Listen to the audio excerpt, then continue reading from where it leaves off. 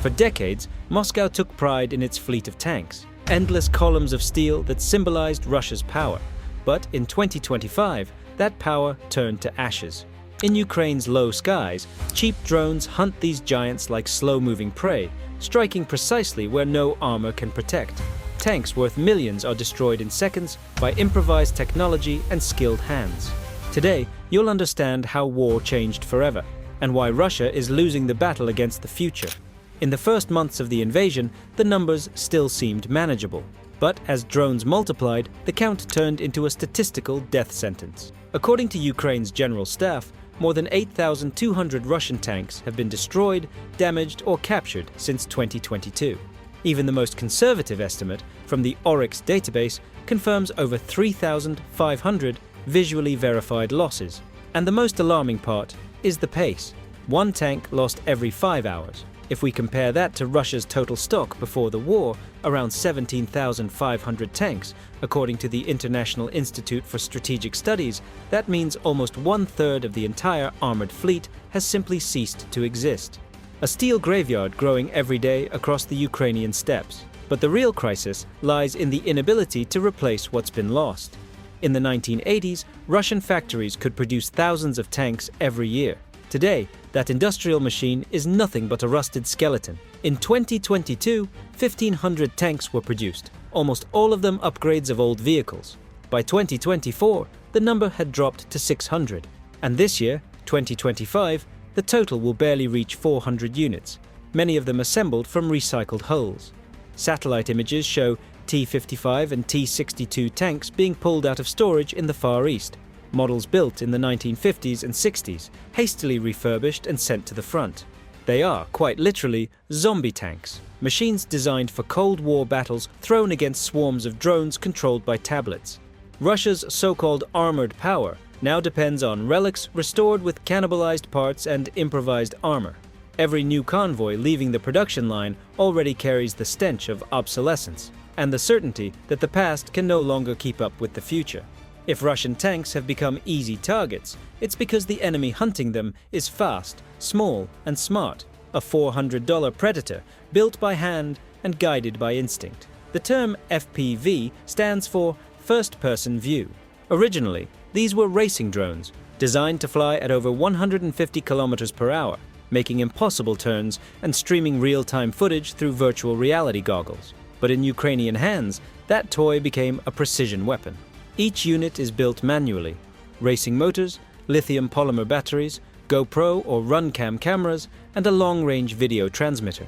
In place of the front camera, an explosive charge, usually a hand grenade, an RPG warhead, or even an anti-tank PG-7VL round. Once it takes off, the pilot sees exactly what the drone sees: the horizon, the target, and the impact. In a fraction of a second, the video freezes, and that small piece of carbon and copper has just destroyed something worth millions. These attacks don't rely on GPS or satellites. The pilot, with a simple remote controller, has surgical precision. It's literally a bomb guided by human eyes. But the secret behind the FPV drone's success isn't just in its aim, it's in where it hits. A modern tank like the Leopard 2 or the M1 Abrams has frontal armor reaching up to 800 millimeters of composite steel, enough to withstand anti-tank missiles and kinetic projectiles. But that protection comes at a cost: weight. To keep mobility, the top of the turret, where the sensors and hatches are, is covered by less than 40 millimeters of steel. That's exactly where the drone strikes. Diving almost vertically, it crashes into the most vulnerable part of the vehicle, the blind roof of the armor. The explosion tears through the turret compartment and ignites the ammunition inside, resulting in a fireball and a 20-ton turret launched into the air. And all of that for less than $500. An improvised FPV drone costs less than a single tire from a modern $10 million tank. It's the most brutal cost asymmetry in the history of warfare. And it's turning the battlefield upside down. And what's even more impressive is that not even the most advanced Western tanks have escaped it. Recent footage from the Zaporizhzhia front shows FPV drones hitting Leopard 2A6 tanks, the pride of German engineering, in the same weak spots: sensors, hatch covers, and engine plates. In the south, even American M1 Abrams suffered the same fate, struck from above with no chance to defend themselves. The lesson is clear. There's no such thing as invulnerable armor anymore. With tanks being hunted like prey, Moscow did what it always does in times of desperation. It started improvising. The first responses appeared in 2023.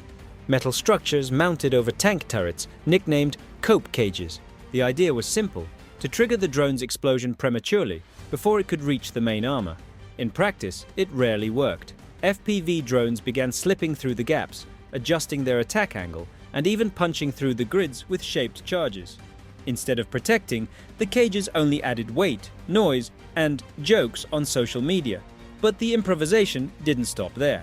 By 2024, the so-called turtle tanks began to appear.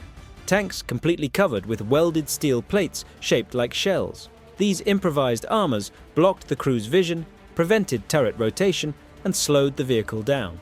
It was the modern equivalent of fighting with a trash can over your head.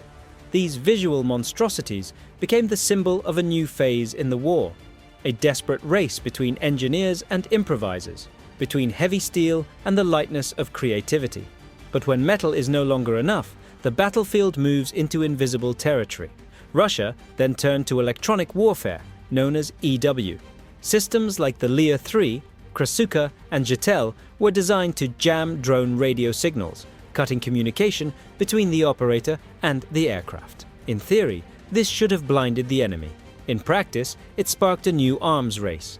The Ukrainians responded with modified firmware, frequency changes, and even fiber optic cables connecting drones directly to their operators, making jamming useless. Every week, both sides released new updates, as if the front line were a deadly software competition. The war of tanks has turned into a war of signals, and now whoever controls the invisible spectrum of frequencies controls the battlefield. But none of this would exist without the human factor. The pilots who turned racing drones into weapons of war, and who now decide, with a single movement of a joystick, the fate of millions. These operators have turned the sky into an invisible minefield. And today, what we once called the front line is no longer a line, it's a kill zone. In military terms, a kill zone is the space where the enemy is drawn in to be eliminated. But in Ukraine, in 2025, that zone has expanded into the air, and now stretches for miles. It's a bubble of surveillance and destruction, powered by hundreds of FPV drones, thermal cameras, and motion sensors. Every road, every open field, every flash of heat is watched in real time by operators hidden dozens of kilometers away. Nothing goes unnoticed. A tank starts its engine, a drone detects it, a soldier stands to change position, another drone hunts him down. A vehicle tries to evacuate the wounded. Seconds later, the drone's camera locks on, the dive begins, and the feed cuts to white. On the map, these areas appear as overlapping patches, circles of denial that turn the terrain into a prison without walls. It's the first battlefield in history where the line between attack and surveillance has disappeared. To be visible is to be dead. But the most brutal impact of this new reality isn't technical, it's human. In past wars, military medicine had a sacred rule, the golden hour. If a wounded soldier received treatment within 60 minutes, their chances of survival were high. Today, that hour simply no longer exists. Medical teams can't cross open ground. Ambulances are instant targets. Even evacuation drones, created to deliver supplies, have become priority targets. Modern warfare has erased the distance between the wounded and the danger. Accounts from Ukrainian soldiers describe the same scene. When someone gets hit, we can't run to them. If you stand up, you die too. The trenches have become temporary tombs, where every movement is calculated and every decision is a roulette of seconds. More than 60% of recent deaths, according to field estimates, are from treatable wounds, hemorrhages, fractures, shock, injuries that once could have been saved by medicine, but now are lost to waiting.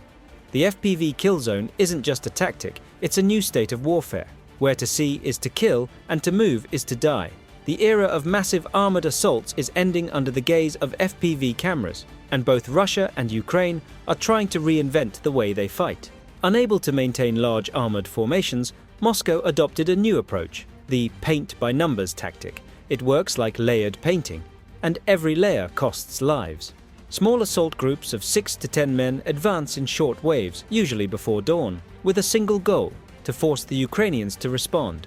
When an FPV drone is launched, or an artillery position fires, the Russians record the coordinates. Minutes later, the response comes with heavy fire, mortars, Grad rockets, or self-propelled artillery. It's a tactic of brutal attrition. These groups don't expect to win, only to consume.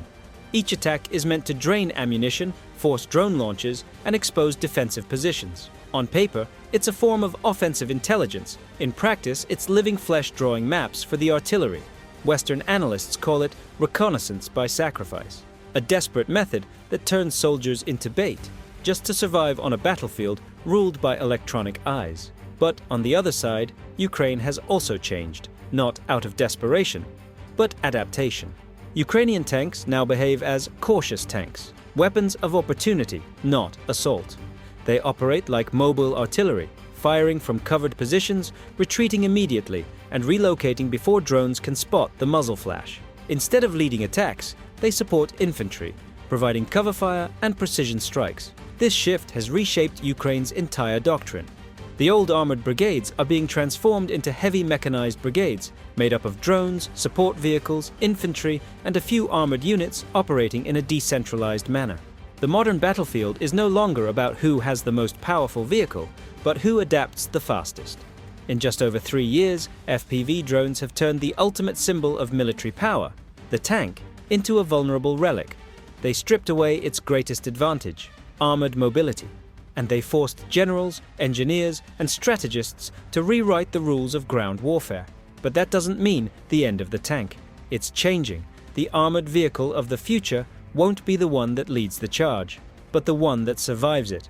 It will be equipped with sensors, anti-drone systems, and its own electronic networks, a mobile fortress designed more to endure than to attack. The war in Ukraine is showing in real time the next generation of modern combat.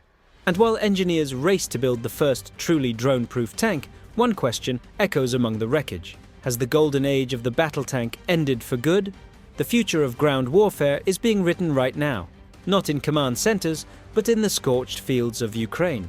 While Ukraine rewrites the future of land warfare, another battlefront is taking shape far from the trenches. China just realized that the ocean around it is no longer open water. It's a trap. The United States and its allies are building an invisible wall of missiles across the Pacific, and it's about to completely change the rules of global power. Click on the video now appearing on your screen and see how a new alliance, armed with precision systems and long-range firepower, is redrawing the map of military dominance on the planet. See you there.